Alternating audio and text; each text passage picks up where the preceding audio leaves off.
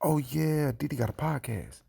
U.S. Attorney General Pam Bundy is currently being dragged all across the internet because of arguably the most embarrassing display of incompetence that we've ever seen from an attorney general took place during her congressional hearing over the past couple of days. Primarily because many people believe that she's covering for many people in government and others that have been exposed in the Epstein files. And rightfully so, many people have called for her to resign. However, there is currently another person that is taking a lot of heat as well, and that would be a gentleman by the name of Howard Lutnick. Howard Lutnick happens to be the U.S. Secretary of Commerce, but he also happens to be someone that many of us believe to be Donald Trump's quote-unquote APAC guy, or his handler. Yes, the same Howard Lutnick who survived 9/11 because he conveniently attended his son's first day for kindergarten at the last minute.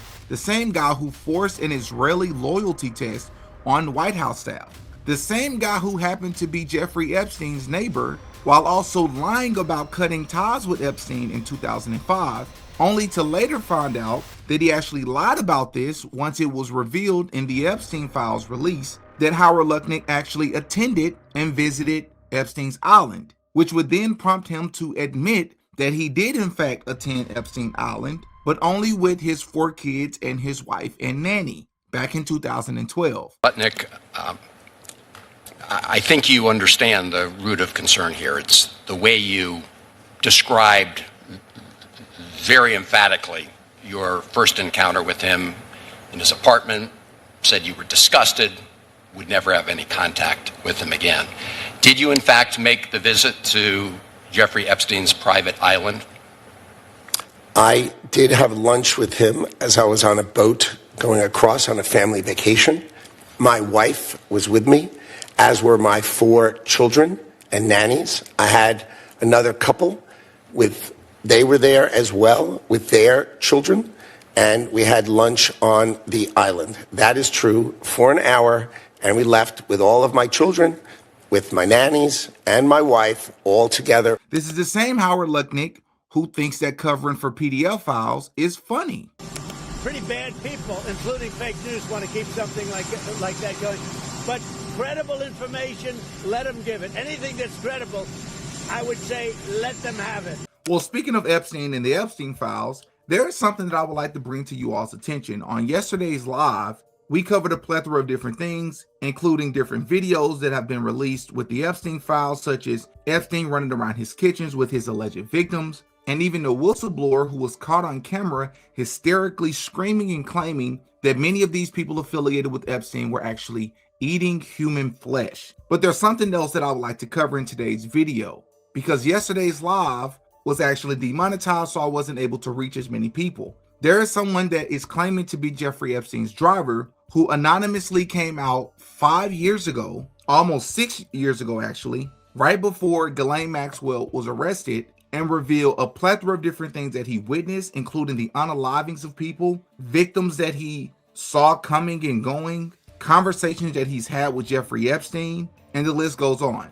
I think this is extremely important to pass this message around, because as you'll hear me explain in this clip, I personally believe that this is a true story. All right, so I don't usually ask this, but please share this video with at least one person if you do not mind. I would really appreciate it. Please hit the like button on your way in. That would also help spread this video. Now, without further ado, let's tap into this story.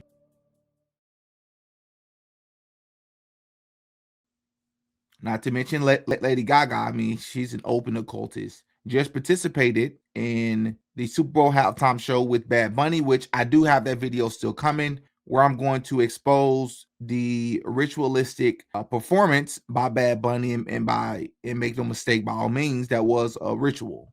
All right. But there's something else I want to show. I want to go over with you all. We're going to do some reading, because there's a gentleman that came out back in 2020 that is claiming to be the driver of Jeffrey Epstein. And I believe him. And the reason I believe him is because many of the things that he said in 2020 has been corroborated and confirmed since these files have been released over the past month or so. So even though many people believed him anyways, because this person dropped this information on a form that people typically go to share credible information while remaining anonymous, this just added a whole nother level of credibility since the files have been released this year. So I definitely would like to go over it.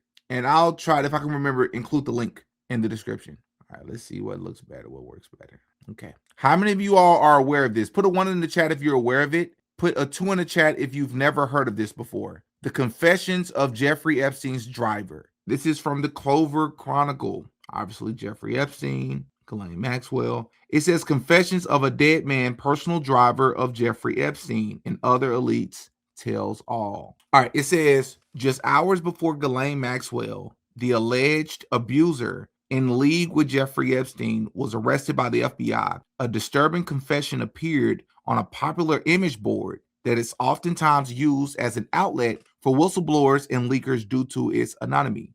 In the multi-post confession titled Story Time with a Dead Man, an alleged professional driver and security guard meticulously described the inner workings of not only Epstein's sinister lifestyle, but other elites as well, including both politicians and well-known celebrities. We have omitted some of the names and other information that appeared in the post. If you would like to read the full unredacted version, click here. I've already tried to do that, but it's like they've deleted it. So this is what we're working with. Note, we are unable to verify whether or not any of the following claims are true. We are only providing this information since it relates to current events, Ghislaine Maxwell's arrest. Also, some may find this content disturbing. Viewer discretion is advised. Okay, says, I've been a professional driver, security guard for a circle of very wealthy people for almost 8 years. I started by working the door at a private gentleman's club outside of the DC area. From that job, I was introduced to some employment managers for Jeffrey Epstein because I had experience as both a cab driver and a bouncer, as well as always overlooking and keeping my mouth shut about the drugs and prostitution my employers at the club profited from. They thought I'd be a good fit to work the weekends for Mr. Epstein. At first, I didn't do very much, definitely nothing important. I would run errands mostly and do anything my manager, who reported directly to Mr. Epstein, wanted me to do. So say the gardener calls out sick one day, it would be me mowing the lawn in his place. I was sort of a floating general helper. Inevitably, I ran into Mr. Epstein now and then, and he was always very personable, enthusiastic. I had heard about his original court case and the rumors and everything, but just meeting this guy made me feel like it was all a lie because he seemed so kind and genuine. I think that's what a lot of people think, by the way, especially when you watch his interviews. He seemed very relatable. But this is part of how they get people and why they have so many victims. I thought he really was just this hotshot money man, like a Bruce Wayne or a Tony Stark kind of figure. And I think ultimately that's how he wanted us all to see him. His God complex was, to say the least, very developed. Eventually, I was trusted with bigger jobs. I think I got a good reputation because I cleaned one of Mr. Epstein's bedrooms one day. There was, to my dismay, a mixture of crap, or SHIT, and CUM on the bed sheets. I dealt with it professionally and I didn't say anything. I knew by then that someone is always watching. There are cameras in almost every single room, save Mr. Epstein's private office and regular bedroom. He had several bedrooms, but one of his favorite, I guess, his main room. I never mentioned it to anyone, but I still got to thank you from my manager for being discreet. One day, I was asked to go pick up a masseuse from a bus station. I didn't ask her age. I knew better, but she couldn't have been older than 16. I got a really bad feeling in my stomach because at this point, denying Mr. Epstein's taste would be borderline irrational. I did my job. I took her to his house, and a few hours later, I took her back to the bus stop. She was crying, and I didn't talk to her about it. A few weeks later, I did it again. Now my manager tells me that Mr. Epstein would like me to take over all of his various pickups and drop-offs. They called it, quote unquote, cutie duty, but it was more than just girls. I would pick up drugs and other assorted packages, most of which I had no idea the contents, but as far as I was concerned, the less I knew, the better. I was getting paid very well for the amount of work I was doing. In a given day, I spend 3, maybe 4 hours doing anything that could be considered work. The rest of the time, I either sat in my car browsing 4chan on my phone or inside pretending like I was rich and this was my house. For this, I was being paid $75,000 a year, more than I'd even hoped to have made in my whole life. When I took over doing most of the driving, it went up to 115,000. Every time my job became more illegal, the money would get better. That's his tactic. He knows that people will do just about anything for the right price. I just want people to know, I guess, call it a public confession because I'm guilty. I guess I don't care that much because I'm going to be dead. I've done things I can't forgive myself for, and I think they'll have me killed anyway. I'm going to do it on my terms. Anyway, Mr. Epstein is very shrewd. He pays you a lot, but not enough for the stuff you have to do. And he tries to find the absolute least amount he can pay to keep you doing it. For me, disgracefully, that was around 150,000. I stayed on Q duty for about 4 months. Then Mr. Epstein took a trip abroad and loaned me out to another family, the blanks. So he blanks out this family's name, starts with the R. We can all use our imagination, but let's just say it's going to be called the Ronalds, right? Now, keep in mind, I never met blank Ronald. I don't think I even worked for him. I just worked for the family. I reported to an employment manager as usual. I was tasked with driving a young man named, let's just say Carl, around wherever they wanted or wherever he wanted. Carl was probably 22 and already his license had been suspended for drunk driving. He lived in a huge house out in the middle of nowhere outside of Boulder, Colorado. Man, it was beautiful. If I could have stayed there forever, I would have. I suspect it was a vacation cabin mansion owned by his parents, but I digress. Every weekend, we would drive into the city. He would get very drunk, find a woman or a prostitute, and I'd take us all back home. Carl was a total piece of crap. If you remember Scumbag Steve, just imagine if Steve's parents were multimillionaires, if not billionaires. You get the idea. So one Sunday morning after a typical Saturday night, I'll report for duty 8 a.m. sharp, knowing dang well that Carl isn't going to drag his butt out of bed until at least 3 p.m. Here he comes hobbling down the driveway in his socks to my car. He usually texts when he's up, and I come inside and start cleaning up his mess. No text today. He comes over to the car as I'm stepping out. He says, hey, buddy, we kind of got a problem, but it's not that big of a deal. Okay, what? Let's see it. We go inside upstairs in his bedroom. His girl from last night is laying face up, and her open mouth is full with vomit. She is most definitely dead. Far as I can tell, she overdosed on whatever combination of prescription drugs they were doing. Passed out, puked, then suffocated on her own vomit. I'm absolutely flipping my crap, and I've got my phone out dialing 911. Carl slapped it out of my hand and says, tell me to hold on. He says he can't get in trouble because it will look bad on his family. I said, Carl, you've already been getting into trouble. He says he knows, just not this kind of trouble. He says, I'll get a big bonus if I just deal with it myself. Now, I'm way out here in the middle of nowhere, and the implication from day one of my employment in this circle has been that if I mess up, I might suffer harsh consequences. I know what I did here was wrong. I know that, and I am so sorry. I asked him what I'm supposed to do. He says, just wait. He gets a different phone out of a drawer and starts making calls. After a few minutes, I'm waiting in the hallway. He casually pacing around the corpse. He gives me GPS coordinates for a little spot off of 111 out in the mountains. I'm supposed to wrap her up, take her there, and drop her off. He said there will be guys waiting there to take her. It's a long drive, and I don't look forward to it one bit. I wrap her up in her comforter. He stops me. Bro, he says. Bro, not that blanket. That's like the softest blanket in the world, dude. No way. And he gets me a different blanket from the closet. Effing real gentleman, Carl was. He's got an F-150 at the property used for landscaping work. I put her body in the bed with a tarp on top, and then I fill the rest of the back with landscaping supplies, fertilizer tools. I tried to make it look really natural and boring, but I'm crapping bricks. I can't believe I'm actually doing this. But he promised me that if I get busted, I'll have the best lawyer money can buy. And I believe him. She's dead already anyway, and it's unlikely he would even get into any real legal trouble. Just bad press. So what's the difference? The whole time driving, I'm sweating right through my clothes. I have to stop twice to puke. When I get there, there's a little dirt spot you can pull off into, and sure enough, there's a black SUV. There's a big black SUV and a Jeep with off-road tires. I'm not about to just assume these are the body people, so I stop and get out and approach the SUV. The window rolls down, and there's a woman who's probably in her 50s and a big guy driving. I don't know what to say, so I'm kind of like, how's it going? Feeling like a complete freaking idiot. She makes a call and describes me to the person on the phone.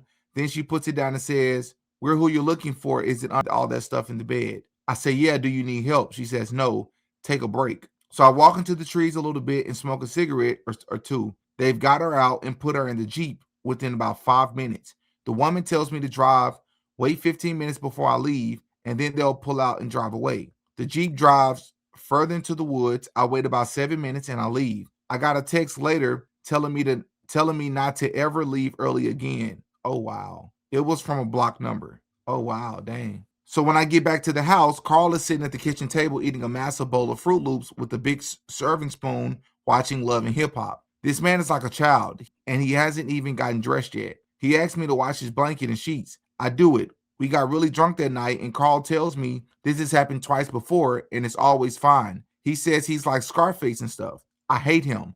The remaining few months go by without incident, and he gets his license back, freeing me at least. Mr. Epstein doesn't need me at this time, but I do get referred as a reliable driver to the big wigs at, that's pretty clear that he's saying Def Jam Records. Interesting.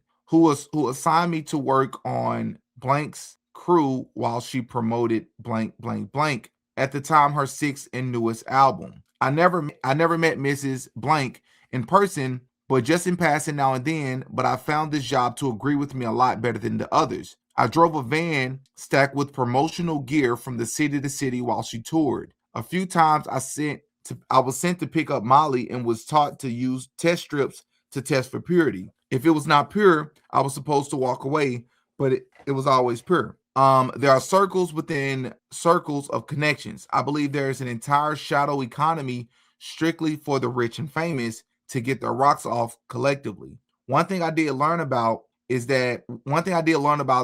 person whose name is redacted is that she enjoys young females as well. I was sent to pick up two young girls and bring them to her hotel room. Of course, I was met outside the door by someone more important than me. This struck me as odd because, as far as I understand, Blank is not a billionaire like Epstein, but she was even more insulated and protected than he was. I wonder who this person is whose name starts with an R. Let me see who y'all think. Chad, who do y'all think this is whose name starts with an R? Okay, somebody said they think it's Rihanna. Okay, very interesting. Oh, dang, okay. I'll continue reading. I'm sure a lot of that has to do with just personal choices regarding security, but I get the picture that in this world, influence and money both equal power, and Blank, especially in 2011, 2012, was highly influential. All I had to do was mention her name and girls would get in the car just like that. Wow. So the most noteworthy thing that happened while working for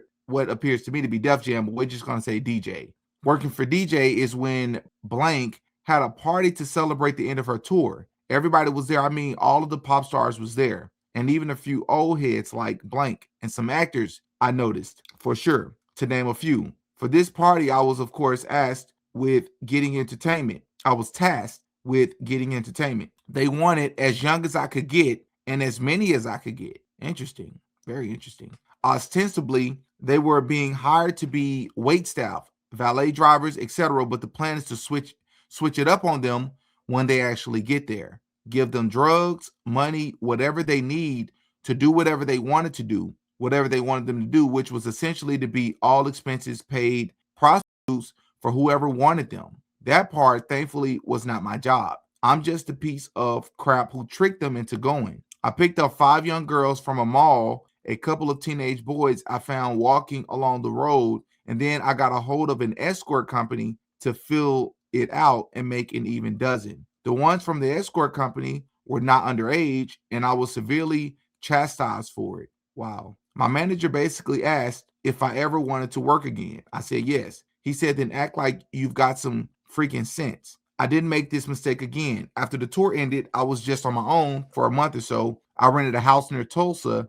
and basically isolated the entire time. I was starting to get ideas in my head about going to trade school or something when I was called back to come work for Mr. Epstein again. At this point, I've developed a bad coke habit, of which I've only been sober a few months to this day. I needed something to make me do it. Coke makes you feel numb in a way not much else does. And believe me, I've tried just about everything. There are research chemicals no one has even heard of that get traded around in these circles. When I came back to work for Mr. Epstein on his island, I was going through an A-ball every day or two. I binge drank at night, but I had to keep focused during the day.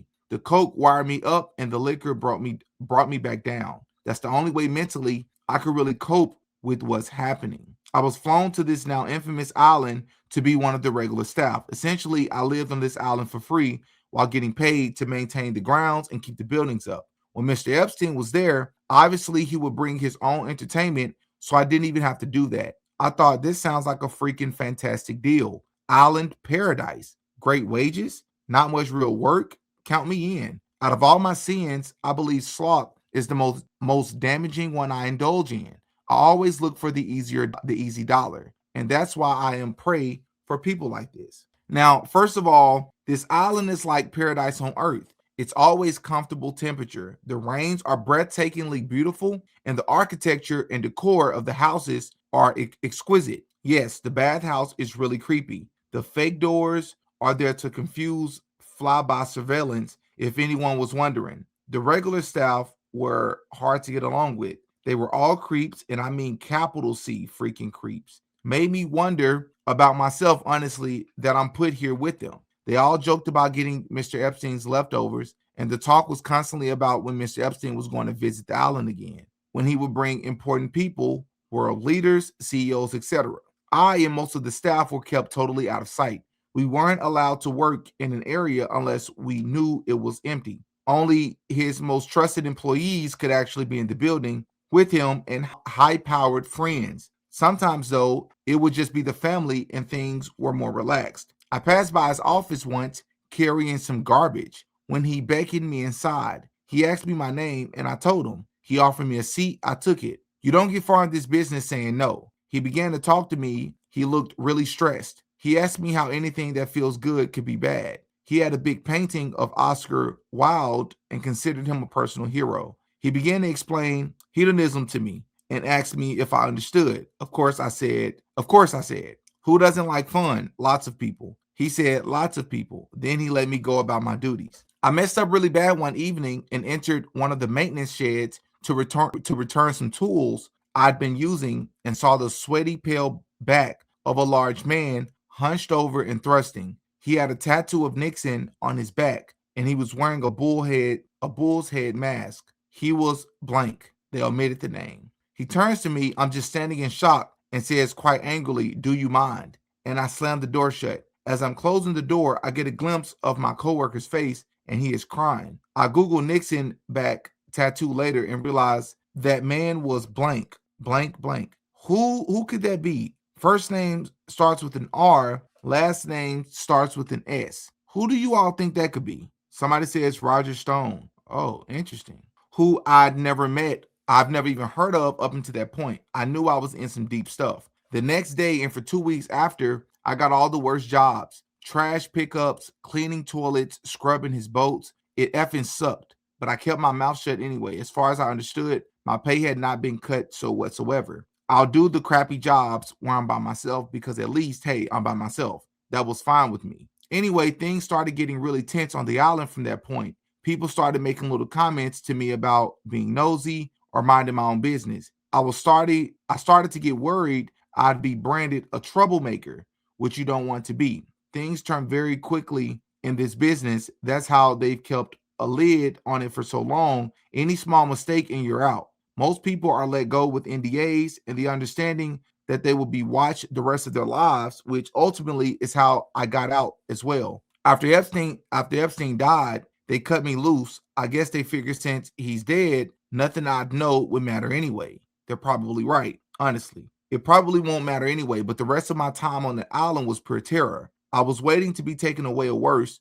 Never happened, but I was still really scared from that bathhouse as I could. I worked on that island for about a year. In 2013, 2014, Mr. Epstein chose me and 2 other trusted employees from the island to come with him to a winter retreat in the Swiss Alps or Alps. He owned a small billionaire cabin, which is equivalent to a mansion, and wanted people he knew could be trusted because most of the staff would be local hires. Our job on the surface was to help manage all the employees like supervisors basically, but the unspoken task would be keeping everyone either in the dark or quiet. Mr. Epstein had a real fondness for plump, young Swiss blondes, and the Swiss, as he would explain, have a very quote-unquote progressive idea regarding age of consent. He viewed this as a more relaxed way to do what he does, more casual. Part of the thrill for these people, I think, is in fact that it is illegal and they could get in big trouble when they go to places that are more friendly with the idea of an older man having intercourse with a 15-year-old is to quote unquote take a break, so to speak. The Alps themselves, wow. I mean, wow. I've been all over the United States and nothing in this country compares to Europe in terms of sheer beauty. Sometimes early in the morning when I come out of the cabin and stretch, looking at the trees, smelling the crisp, clean air, just for a minute, I'd forget what I have done and what I'm doing. When it came back to me, I'd have to fight back tears. I want the mountains there to be the last thing I think about before I die. So I've been there 3 days while me and two from the island are doing bumps of coke off a butter knife in the lower garage. A boy comes through the doorway right towards us. He's speaking French, but I think I got the gist of what he was saying. He was asking for help. He looked hysterical. Immediately, my two quote unquote friends were out of there, and I shouldn't have been far behind. I told him, calm down, calm down. It's okay. I'm going to help you. I just wanted him to feel better. This all took maybe 30 seconds before one of the nannies came in. He looked at her confused, and I get the picture he was trying to decide if she could be trusted. She couldn't. She shushed him and put her jacket over him and took his hand. She was speaking French as well, and it sounded like a mother consoling a frightened child. She led him back into the house. I did not see him again. I never mentioned it to anyone, and nobody ever mentioned it to me. During my last couple of weeks there, I witnessed firsthand the unaliving of an independent journalist. I don't think he was actually a journalist. I think he had maybe a blog or a YouTube channel, but I had never heard of him, and I don't know his name, so I don't think he was anyone with any real connections. He was one of the local hires, a dishwasher, but he was seen with the cell phone out, possibly recording. Me and the other two from the island was asked to go check it out. So we get to the guy and ask him to empty out his pockets. Sure enough, he's got a phone. We told him to unlock it. He wouldn't. One of the other guys made a call, came back, and slugged him directly in the nose. I think he broke it because there was blood just pouring out, and the guy started screaming. I don't think he'd ever been hit before, but me and the other guy held him down. F it, I'll say their names. It was blank and blank. First name starts with a D, last name starts with an R from South Florida. And the second person is M.H. First name starts with an M, last name starts with an H. Any idea who these people are? Who do y'all think this is? M.H. and D.R. M and I were holding him down, and D punched him again and told him to unlock his phone. He complied this time, and sure enough, there were pictures and videos from inside the house. We knew he hadn't sent anything out because only wired connections worked there. I guess they had signal jammers or something, or maybe because it was just so remote. I don't know. Anyways, D made another call and tells us to take him outside into the woods. I think we're going to threaten him and make him sign an NDA. But D took his belt off and strangled him to death. We had to put his body up in the outbuilding because the ground was frozen. We put him through a wood chipper and then burned everything to ash. Wow. There were bits of charred bone left over when I swept it all into a trash bag and threw it out with the regular garbage. This, above anything else, I feel the most guilty for. After that, if I wasn't quote unquote in before, I was definitely in now. Me, M, and D, the three and stooges from hell. D had been in the military, no surprise, and I think he had a few screws loose because he always had a temper. He became the go-to guy for the really dirty stuff. I started working for Mr. Epstein directly after this. He would confide in me sometimes when he was very high about how nothing really makes him feel good enough. He told me once that he hasn't felt happy in years. I wish I had the stones to tell him that this life he is living is only bringing him down. For a brief moment, I felt empathy for this man. I think that too was part of his game, though. I don't think he has ever had a single genuine feeling in his life outside of sexual gratitude. He never mentioned the journalist to me. It was like it never happened. But we both know that there was a reason I was now working directly for him. Listen, I think I've said about all I care to right now. I'm going to go get a bottle of something before all the stores close. Epstein's alleged personal driver made his last post at 12:30 a.m. on July 2nd, 2020, which was supposedly 8 hours prior to Ghislaine Maxwell's arrest.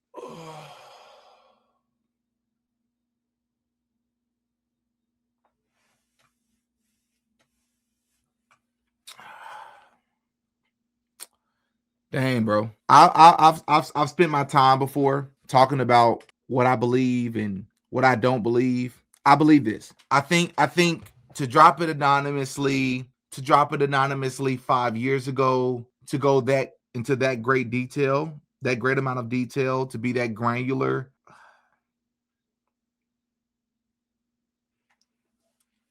Yeah. And for those of you that don't know, let me see if I can pull this up. Congressman Ro Khanna, I believe is his name, has actually named some names from the Epstein files. Let me see if I can pull it up. Congressman Massey and I went to the Department of Justice to read the unredacted Epstein files. We spent about 2 hours there, and we learned that 70 to 80% of the files are still redacted. In fact, there were 6 wealthy, powerful men that the DOJ hid for no apparent reason. When Congressman Massey and I pointed this out to the Department of Justice, they acknowledged their mistake, and now they have revealed the identity of these 6 powerful men. These men are Salvatore Navora, Zorab Mikaladze, Liep Leonor, Nicola Caputa, Sultan Ahmed bin Sulayem, CEO of Dubai Ports World, and billionaire businessman